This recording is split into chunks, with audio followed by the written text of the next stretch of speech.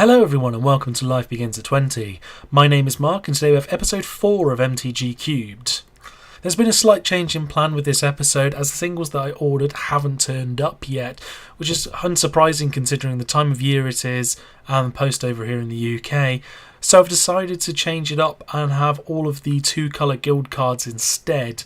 I'm going to break these videos up into smaller ones just so that you can choose which guild you're interested in rather than one massive video. It just might make it a little bit easier for you all. For this video I'm going to be talking about my Orzhov guild cards. So let's get stuck in. Moving on to Orzhov here, which is probably my favourite colour combination as I just like playing white-black control. We've got our Planeswalker here, which is Sorin Grim Nemesis. I've tried to make sure that there was a Planeswalker in every single 2-colour combination as well, so that's the reason why Sorin's here. So for 4 a white and a black, you got a 6 loyalty Planeswalker. His +1 is reveal the top card of your library and put that card into your hand. Each opponent loses life equal to the converted mana cost. Absolutely love that ability, it's great. His -X is deals X damage to target creature or Planeswalker and you gain X life. Again, a pretty strong thing there. You're going to be getting to get rid of something and gain life from it, which is fantastic. -9 is you get to put a number of 1/1 black vampire knight creature tokens with lifelink onto the battlefield equal to the highest life total amongst all players. If you're behind, you can just smash this down if your opponent's got more life and swing in to be able to get yourself a lot of help going on there. If you're ahead, well, if you manage to get this ultimate off, you're more than likely going to end up winning the game, or he's going to contribute greatly for winning the game. But to be perfectly honest, the card advantage from his +1 and his -X is what's really going to be doing the most of the work with this card anyway. Onto the creatures, we've got Eli, Eternal Pilgrim. I got this one from the Zendikar block, so it's for a white and a black. You've got a 2/3 with Death Touch. Really good stats by itself. You can pay 1 to sacrifice a creature. You gain life equal to the sacrificed creature's toughness. So if you're going to create lots of tokens or zombies with the black or white colour there, just going to be killing them off and gaining some life. Really strong there. For 1, a white and a black, you get to sacrifice another creature. You can exile target non-land permanent. Activate this ability if you have at least 10 more life than your starting life total. So not only are you going to be able to gain lots of life with this creature just from its first 1-cost ability there, but just being able, you can sacrifice a creature to exile non-land permanent and do that as many times as you want as long as your life total's like 30. It's an absolutely fantastic card, really strong if it's not dealt with. Next card is Campbell, Consul of Allocation. So again, this is from Kaladesh. So for 1 a white and a black, you've got yourself a 2/3. But whenever an opponent casts a non-creature spell, that player loses 2 life and you gain 2 life. I really do like this, especially as a control card. It just means that if you're playing against either blue or red or something along those lines, they're going to be casting a lot of non-creature spells. They're going to have to deal with this before anything else happens. And to be perfectly honest, the first time they do that anyway, they're still going to lose 2 life and you gain 2 life anyway. So I really do like this card. Next up, we've got Obzedat, Ghost Council. So for 1, 2 white and 2 black, you got yourself a 5/5, which is really nice. When it enters the battlefield, target opponent loses 2 life and you gain 2 life.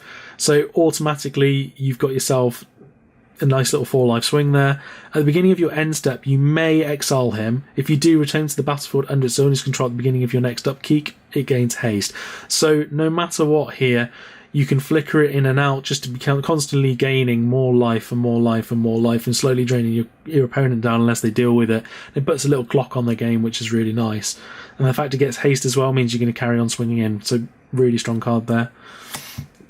Next up, we've got Ashen Rider.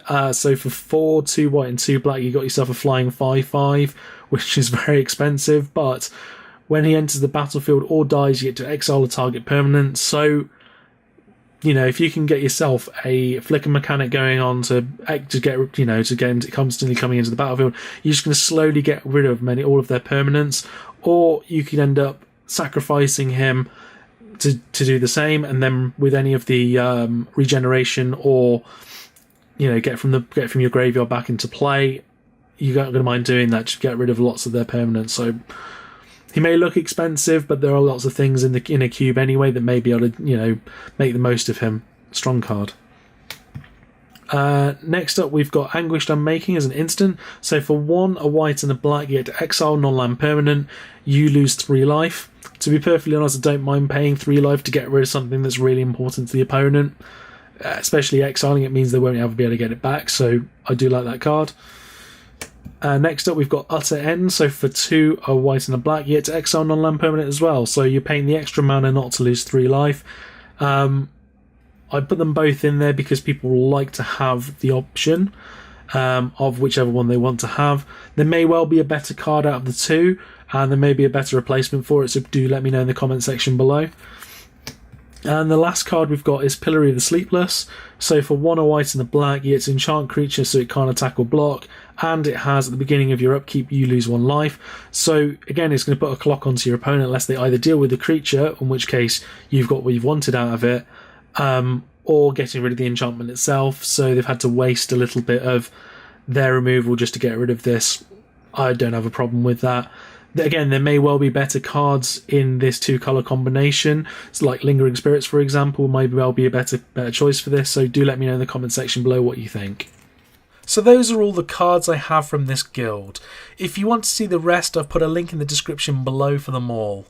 If you have any suggestions for improvements to these cards, do let me know in the comment section below. I'm always keen to find upgrades for my cube and to learn what you all think. Your suggestions for my white cards has been truly amazing, so thank you all for the suggestions that you've given. If you enjoyed the video, please hit the thumbs up button and hit the subscribe button for new content every Tuesday and Friday. I'll be running my Christmas giveaway on Friday, so do watch out for that. Thank you all so much for watching, and I'll see you in the next video.